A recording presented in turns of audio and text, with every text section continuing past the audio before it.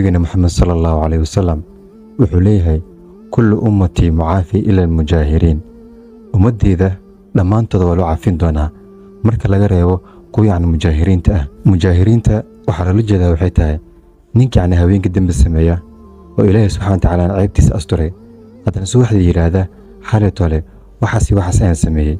subhanallah Allah subhanahu wa ta'ala ceebtaada uu asturay yani mas'uun ku fadiixanin laakiin in markii yani waagu uu bariyo yani adiga naftaada isfashaliso oo aad tiraahdo xalatole waxaas aan sameeyay waa dambi kale oo haweenkii rabbigiisa baa asturay laakiin waagu markuu uu bariyay wuu isfashaliyay marka haddii Ilaahay subhanahu wa ta'ala uu ka asturay adiga naftaada astur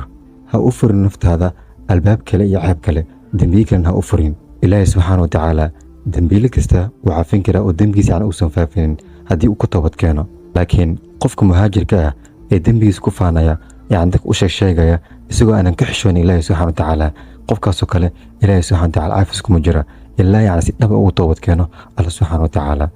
السلام عليكم.